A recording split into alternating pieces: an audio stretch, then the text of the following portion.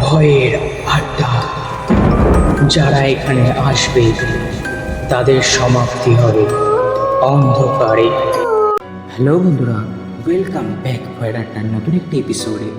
তো আজকে যে ঘটনাটি আমাকে বলেছে তার নাম হলো সামির আলী। তো সামির আলী যেভাবে আমাকে ঘটনাটি বলেছে আমি ঠিক একইভাবে পড়ে শোনাচ্ছি। ঘটনাটা প্রায় 6 বছর আগের। আমরা তখন থাকতাম এক পুরনো দোতলা বাড়িতে, গ্রামের একদম শেষ প্রান্তে। বাড়ির পেছনে ছিল জঙ্গল আর একটি পরিত্যক্ত কুয়ো। আমার ছোট বোন, নাম নূর আলী, খুব হাসি খুশি, কথা বলতে ভালোবাসত। কিন্তু একদিন হঠাৎ ও কেমন যেন একটু বদলে যেতে শুরু করলো। এক রাতে বোন হঠাৎ ঘুমের মধ্যে চিৎকার করে উঠল, ওখানে কে দাঁড়িয়ে আছে? ওকে বলো চলে যেতে। ঘরে তখন আমরা ছাড়া আর কেউ ছিল না। আমরা উঠে দ্রুত লাইট জ্বালিয়ে দিলাম। লাইট জ্বালাতেই ও ঘামতে ঘামতে বলল, দাদা, জানলার পাশে একটা কালো ছায়া দাঁড়িয়েছিল। আমরা ভেবেছিলাম হয়তো ও কোনো দুঃস্বপ্ন দেখছে, কিন্তু পরের দিন থেকেই ও কেমন যেন বদলে গেল। একা একা কথা বলতে শুরু করলো, আয়নার সামনে দাঁড়িয়ে ফিস ফিস করতো। রাতে ঘুম ভেঙে যেত আর একদম ফাঁকা চোখে ঘরের সেই জানলার দিকে তাকিয়ে থাকতো। আর সবচেয়ে ভয়ঙ্কর ব্যাপার ছিল ওর গলার স্বর, কখনো নিজের মতন, আবার কখনো যেন অন্য কারোর মতন। এক রাতে প্রায় 2টো নাগাদ আমার হঠাৎ বিকট শব্দে ঘুম ভেঙে গেল।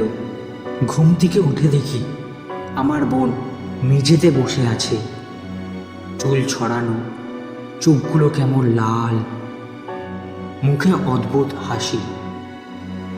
সে হঠাৎ আমার দিকে তাকিয়ে বলল, তুমি আমাকে এখানে আটকে রেখেছ, আমি যেতে চাই না। কণ্ঠস্বরটা যেন আমার বোনের ছিল না। আমি ভয়ে জমে গেলাম। এরপর সে দেয়ালের দিকে তাকিয়ে এমন কিছু বলল যা আজও আমার কানে বাজে, তুমি কুয়োটা বন্ধ করে দিয়েছ, তাই আমি বেরোতে পারিনি।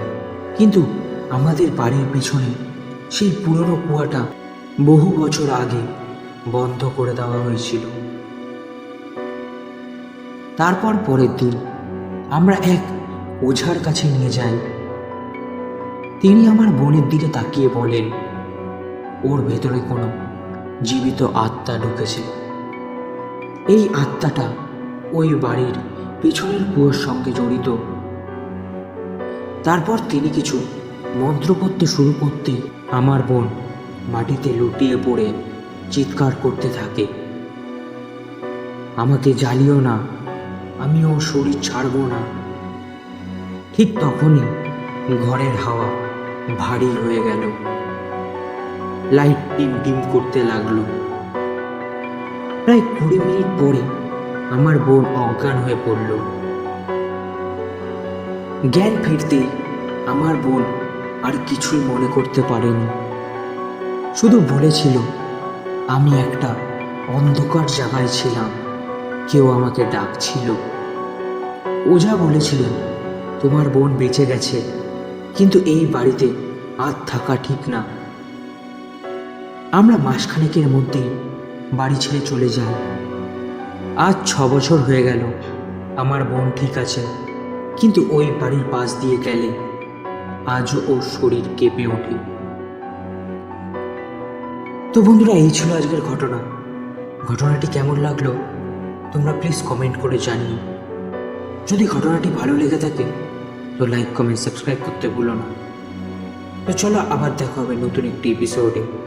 ততক্ষণের জন্য সুস্থ থেকো, ভালো থেকো।